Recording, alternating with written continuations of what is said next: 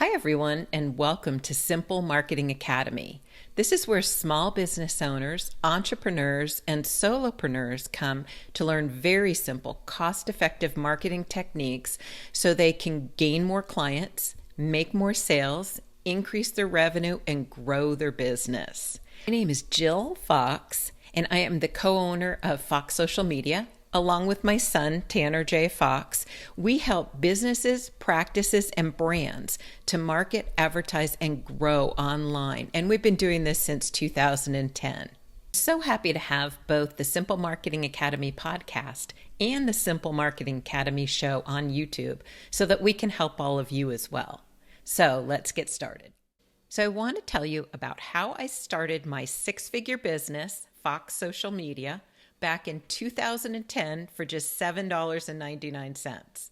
Now, back then, it was probably a little bit cheaper than it is now, but you absolutely do not need a ton of money to start an online business. Other brick and mortar businesses, that's a little different story. But a lot of these concepts, if not all of these concepts, still apply. So what I did was I bought my domain name for $7.99 from GoDaddy. The .com was not available, so I actually bought the .net at the time. I was really fortunate in that my dad was hosting several websites, and he hosted mine for free, so I did not have to pay for website hosting. The website was set up very basically. I created my own logo, and I did it myself, well, with my dad's help, I think, back then. So I wasn't paying a developer. And I worked for free for 3 months for my son's former hockey coach. From there, he referred me to another gym owner who hired me to work for him. He later expanded and gave me more locations to do the social media for. So back then, it was just posting to social media for my clients. That's all I did. My business has evolved and grown exponentially since then. But I think, the important things that I did back then was try to connect to people, go above and beyond, do an amazing job. And I would reach out to people on LinkedIn, had the free account, but I'd reach out and invite local business owners to coffee. And I did connect with several, and some of those people actually either started using me or referred me to others. And what's pretty cool was that sometimes it was way down the line they used me or referred me, but those relationships really matter. So after 13 years, lots of changes and lots of growth, I want to tell you my 10 most important lessons. These are the 10 most important things I think you need to know to start your own business. And again, mine is an online business, but most of these things are going to apply to any kind of business. And the first one is to be ethical, treat people well, and go above and beyond. So you've offered to do work for someone, and let's say you're setting up a website and you offered 2 revisions, and they still want a few tweaks after that. Make the tweaks. Don't charge more. Just do it. I mean, obviously, you're not going to go and spend 10 hours, but really go above and beyond and do a great job for your clients. And that's in the beginning and all the way through. Number 2 is to bootstrap your business. One of the things that I think people make the biggest mistake on is spending tons of money on this app and that app and all these different this great microphone and this great camera and this business location and all these things they really don't need. So when you're starting out, you're not making a lot of money. You need to keep your costs down, which I think you should do all the way through. But What I did to bootstrap was I did everything myself that I possibly could. I would do my website with the help of my dad. Really, I did on back then. I've since learned to do create websites myself. However, back then, he helped me to set up my website. I set up my social media. I did everything myself. I did my own posting. I did not pay for any apps. I did not pay for anything I did not need. Obviously, I needed a computer and a cell phone, which really pretty much most people have anyway. And I just bootstrapped. I did not buy an app or anything until down the road. And one of the very first things I did buy was insurance. In my form of business, I bought E&O insurance and general liability insurance. And those are things that you can discuss with a real good insurance agent or insurance broker so that they can go over what you need and give you a good idea of pricing. And again, you don't need to spend a ton of money, but those things I feel are important. Number 3 is to tell everyone what you're doing. So that means your family, your friends, your acquaintances, your contacts. Don't be annoying and just talk all about you. I don't mean it like that, but go ahead and send out an email and let everybody know what you're doing and just offer to help, offer to answer questions. I bet there are people right now that would refer clients or customers to you if they knew and fully understood what you do. Keep in mind, we don't know what each other does. One of the interesting things that happened when I started posting videos to LinkedIn, which just as a side note, that's the most important platform for me because my business is B2B. So I serve other businesses. What was really interesting was that when I first started posting videos, acquaintances would say to me, Jill, I didn't know that's what you did, because we really don't understand what other people do unless we're in the same field. So go a little bit down the road, and then I started getting, wow, you really know what you're doing. And then the next thing that happened was people started saying, can you help me? And I saw that evolution of what happened on, with my videos on LinkedIn. And I thought that was fascinating. And I was also really glad that people were watching them and that those videos were helpful. The other thing that happened was I actually have had people reach out to me based on my podcast, based on my YouTube videos, and say, that's how they found me and reach out to me asking for help with their marketing. So that was a great way to get a client. In addition, I had somebody tell me that they use my how-to videos to train their staff on how to do the marketing. And that made my day, because a lot of the reason I do this is I want to help other people. I want a good business. I want to earn income. But I'm doing something good and I'm helping others, and that's very cool and rewarding as well. So, that's part of the tell everyone. But we're going to transition into number 4, which is create content.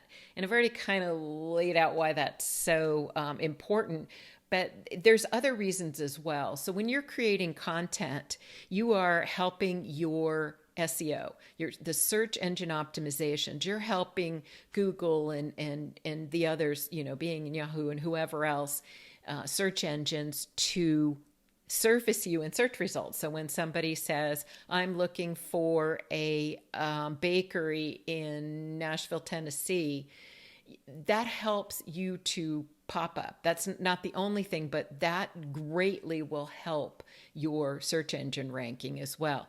Creating content, especially video, and I think podcasts as well, but video where people can see you especially helps to build trust. It helps the get to know you, like you, trust you factor. So people start to feel like they already know you once they've watched several of your videos.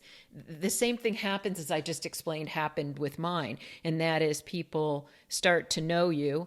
They understand that what you do, they understand that you know what you're doing, and they feel like, oh, I could reach out to this person and ask for help with this particular situation I need help with, or buy this product. I think this will help me, or I can ask them a question. So I think that's really important. Creating content is crucial. It covers all of those bases as well as SEO. The next thing, I've kind of already touched on this as well. Number 5 is keep learning. Oh my gosh. So for example, in my business, from just posting on social media, I had to learn, let's see, what did I have to learn? Oh my gosh, where do I start? I had to learn SEO. I learned how to create a website. I had to learn ads, online advertising. I had to learn email marketing. I learned video marketing, editing. I learned how to create and run a podcast. I know I'm forgetting things, but I had analytics, how to read and interpret analytics, how to create an overall marketing plan. It's not just social media anymore. That's not enough in most cases. So I had to learn how to create a great marketing plan, an online marketing plan for businesses, which now I can do in my sleep. The bad thing on that is if you talk to me, you get unsolicited marketing advice from me because it can't help it. It's just flowing out. So the next thing that I want to talk about is create your Google business page. Now, mine was taken down. Initially, I had just a little mailing address at a location, so I was able to have it. But once I didn't have that anymore, Google took my page down because I don't qualify to have a page according to their rules. You have to have a brick and mortar location. So I'm hoping they change that because there are so many online businesses and Google pages are so wonderful.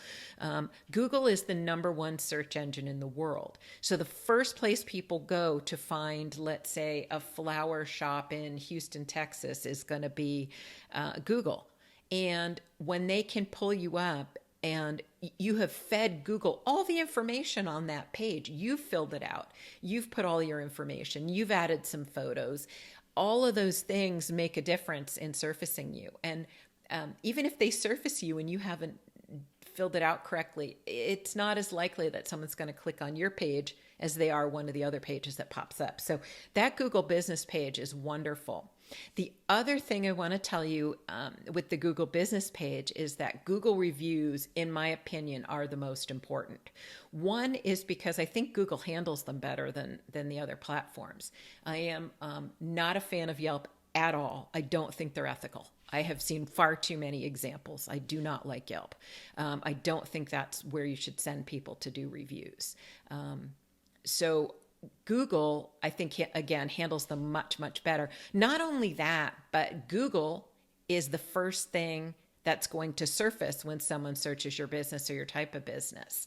It's sometimes Yelp will be down there as well, but when somebody looks specifically, it gets to the point of saying, let me look at this business, I'm going to Google this business, your Google business page comes up and right there are your reviews. So they are, to me, the most important place to ask people to leave reviews. And on a side note, I want to caution you about something really important before you ever start this. If you have a brick and mortar location or see clients in your home, do not let a client do a Google review for you while they're on your Wi-Fi, while they're in your location, because Google will know that that is your IP address and think it's a fake review and take it down. So don't do that. Make sure they go home. A great thing to do is to create a little card or on the back of your business card even that you can hand them and ask them to do it when they get home. You know, you've got a QR code that they can scan and go directly to your Google business page to leave the review or the URL, whatever you want to do. But yeah, anyway, don't let them do it in your place of your business. I've seen that hurt. A nail salon actually in California that I would go to, and when talking to the owner, she couldn't figure out why her reviews weren't showing up. And after we talked, we figured it out. She was asking people to do them in the shop, and that's why Google wasn't showing them. Number 7, use social media. So using social media doesn't mean you have to be everywhere all the time. What it means is to pick 2 platforms to start with. Now, The two platforms need to fit two criteria. One, that's where your ideal clients or customers are. Two, you're comfortable with the platform, because if you hate it or you're not comfortable with it, you aren't going to use it. You want to make sure you pick two platforms that meet that criteria. So you have an accounting firm. So you are doing accounting for other businesses or high level business people that own their own business. You want to be on LinkedIn. Anytime you're B2B, you want to be on LinkedIn. And B2B means business to business. Your business sells to other businesses. So you want to be there. Let's say you're a fashion designer. You have to be on Instagram. Oh my gosh, because Instagram's a very visual platform and you've got to show off your beautiful work. That's where your clients and customers are going to be. If they're super young or on the younger side, then they may be on TikTok as well. You can look at platforms like Facebook. Facebook is it trends a hair older, but it's kind of a catch-all. It's still the biggest social media platform. It has rivals now, but it's still the biggest social media platform. So unless your audience is incredibly young, that's not a bad place to be either. And there's some ways you can make this easy. So one of the things you can do to make your process easy is to use a social media scheduling platform. There are platforms you can use for free when you're first starting because you're just using them on such a small scale. Don't pay for one. Don't pay for any of the things you absolutely can live without when you first start. The scheduling platform that I use is Social Pilot. And although I have to pay for it because of the number of clients I have on it, you won't. You can start for free. And I really like that platform. So in the beginning, you can basically post the same post to your two social media platforms. That being said, I always recommend you have an image. Always, with every post. There's too much out there. If you do a text-only post, it's not going to get noticed. It's just going to fly right by people's eyes. They're going to glaze over it in their newsfeed. So I always recommend you use an appropriate image with your post. So that would allow you to put it on, let's say, Facebook and Instagram. Now, there are certain posts you don't want to have on LinkedIn unless your business is you're a restaurant. Unless you're a restaurant, you don't want to post a picture of your dinner on LinkedIn. I'm sorry. That being said, if you're a restaurant, heck yeah, you do. That's your business. So that's appropriate for that specific platform if that's your business. So just keep those things in mind. But in using a platform, let's make this easy when you first start. Post 3 times a week to social media. Use the same post on the two platforms you're choosing. If one of them's LinkedIn, kind of keep that in mind and make sure it's business related. But that'll save you so much time. And again, you can use a scheduling platform for free. The next thing that I want to talk about is to email market. You have to do email marketing. It's really important to start from scratch. And when you first start, you're going to say, Jill, I don't have email addresses. How do I get those? So what you're going to do is right in the beginning on your website above the fold, and that means what people see on your website before they ever scroll even a hair. So go to your website, hit enter, type the URL, hit enter, and whatever shows up right there is called above the fold. So above the fold, we've already talked about people need to know what you do, who you do it for, and what the outcome is of using your product or service. In addition to that, you want to have a little button there that they can click to get your lead magnet. Now, a lead magnet is simply something you give away for free in order to get their first name and email address. I'm simplifying it here. Let's make this a digital product. Let's make this something that is a PDF, a little ebook, anything that you can create that has value. It's valuable enough for the person to say, I really want that. I'm willing to put my name and email address in there. And you're going to email them this ebook or this PDF in exchange for their name and email address. That's how you're going to start building your email your email addresses, your email list. One of the things to keep in mind is that when you create the little simple form, which you can do in Google Forms even for free, then you are going to make sure that there's a line down there saying they want this and they're subscribing to your email list. However, it's also important to let them know that they can unsubscribe at any time with one click. That's important to let them know. It's also important to follow the email marketing rules and have that specific process in place. So the other thing you need to know is that through your email marketing platform, you can set up what's called an autoresponder. You can have that form. If somebody fills out that form, you can have an email there that's automatically, you've written it out, you've attached the PDF, it automatically goes to the person who's requested it.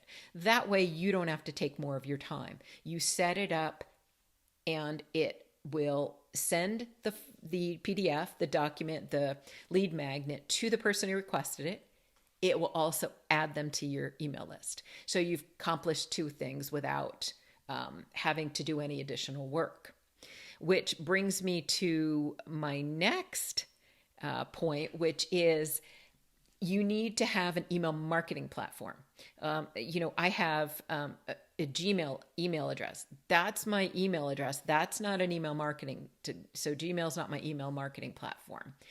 I use an email marketing platform called Brevo, Brevo. It used to be called Sendinblue. And again, I pay for it because I have a larger email list now, but you won't have to pay for it. It's free. And it'll grow well with you in that it's not expensive as you grow. I think I've got maybe 2,500 email addresses stored in there, and it's costing me $25 a month for the email marketing platform. Again, for you, it's going to be free. I think if you send less than 300 emails a month, it's free. Check me on this. It changes all the time. But that's individual emails. So if your email list is 10, you could send them 30 emails a month, and that's 300. So make sure that you get that set up right away. Simple. Make sure that you have it's collecting your names and addresses. You have it auto responding to anyone who asks for your lead magnet. And keep trying to grow that list. It's going to serve you well. You want to reach out in the beginning, even if you can reach out monthly in the beginning with just helpful information. You don't want to be, the basic point of the email you don't want to be selling. You also don't want a lot of clutter, video, all kinds of things in the email because the deliverability is bad. You'll get a better open rate if you don't have all of that, and it's more like a personal email. The email platforms will customize. So they'll take your email list and they'll say, okay, there's 3 names on it. And you'll get 3 separate emails sent. One will say, hi, Mary. One will say, hi, Fred. One will say, hi, Tom. So what they're doing is they're adding the first name to the email so it is personalized. Now, along with sending those emails, you're going to want to, it's okay to do a little sales pitch at the bottom, but let's say you sell baby products, okay? And your email each month is going to talk about, the recalls on certain baby items or the latest trends in car seat safety, or you're going to talk about this particular baby formula got the highest ratings, or mattress safety for newborns. Any of those things you want to touch on and talk about that the new mom is going to be interested in, or the soon-to-be mom and dad are going to be interested in. So go ahead and send useful, helpful information. How to get your baby to sleep through the night. If you find some great articles, you can put just a short paragraph about the article and link to it. But again, not too many links. You don't want more than 3 in your email, so save one of those for you. Now you've built this email, and at the bottom, it's perfectly fine to say something like, wanted to share this 20% off coupon for all of our products, or we're having a sale this month, wanted to invite you down, or some little sales pitch at the bottom is perfectly fine. You just don't want the entire email to be a sales pitch, because nobody wants that, and you will get unsubscribes. So speaking of unsubscribes, don't feel bad when people unsubscribe. Please think of it as you were really glad that person is removing themselves from your list because they are not your ideal client or customer. You don't want to have people on your list that aren't, because one, you got to pay for everybody on your list eventually. You won't in the beginning. Two, it really reduces your open rates. And three, there's just really no sense in having that person on there. You want to focus your attention on the people who are your ideal clients and customers. So the next thing I want to talk about is having a contract. So I have a very basic contract that I drew up. I think I actually got mine online from a free site that offers templates. Now, I'm not going to tell you to do this. It depends on your business, what kind of knowledge of contracts you have. And you have to make sure that you're following the laws in your industry and that apply to you. Everybody's situation is so different. So you may want to contact a business attorney or use a source like LegalZoom or one of those to get the right information. But I do have a contract with each client. And the contract states the basics, what I'm going to do, what they're going to pay, when they're going to start paying, what happens when we want to end the contract. Those items are covered in that basic contract. And I won't start until that's signed. It does two things. One is it makes sure we're both on the same page. And two, it does give you backup if there's someone who doesn't want to pay you, or chooses not to, you have that backup. Now, all that being said, there is another thing that I do with my contracts, and that is I don't force people to stay working with me ever, and I never have. I don't want to put someone in that situation if they're having financial difficulties or any other reason. So I tell them, you tell me today that today's your last day, we'll prorate your last month, and you don't have any other obligation to me. Now, my husband, who's a former CEO and COO, thinks I'm crazy, but I feel more comfortable doing it this way. And next, this is probably one of the most important things you can do, and that is to be consistent. Be consistent with all of your efforts, your social media posting, your marketing, your contacting people and asking for referrals. You're sharing the information about your business. You're learning, continue to learn. Be consistent with everything, and that's going to propel you forward faster than any other single thing will. And obviously doing a great job as well. And the last thing I want to talk about is make sure you find something you love to do. So if you love what you do, it's so much easier to get up every day, be excited about it, and to do all the hard work that goes into having your own business. It's also easier to do a great job and feel that sense of pride in helping whoever it is you help, whether it's with something they need, something they want, or whatever your business does. Obviously, there is so much more to the story than I could possibly say or talk about in a short podcast, but I hope these steps make you feel like you have a good understanding or good idea of what you need to do to get started. Don't be overwhelmed. They're not difficult. Take them one step at a time. Also, make sure you go to our website and get our ebook, which is called The Social Media Blueprint. That will go into detail explaining to you exactly how to use social media, what you need to post, why you're doing this, and give you all kinds of information you need to get started. And it's completely free. So just go to foxsocialmedia.com and you'll see the pop-up right there to request our free ebook. If you have any questions, please feel free to reach out to us at foxsocialmedia.com. On our website, you'll find that we have done for you services through Fox Social Media, where we help businesses, practices, and brands to market, advertise, and grow online. And we've been doing this since 2010. This is a done for you service. We also have services for very small business owners, entrepreneurs, and solopreneurs who can't afford done for you services. And this is a very inexpensive program called Simple Marketing Support, where we're there to teach you, support you, and answer your questions. You can find more about all of our services if you go to foxsocialmedia.com. Thank you so much for joining us today, and we look forward to seeing you in the next episode.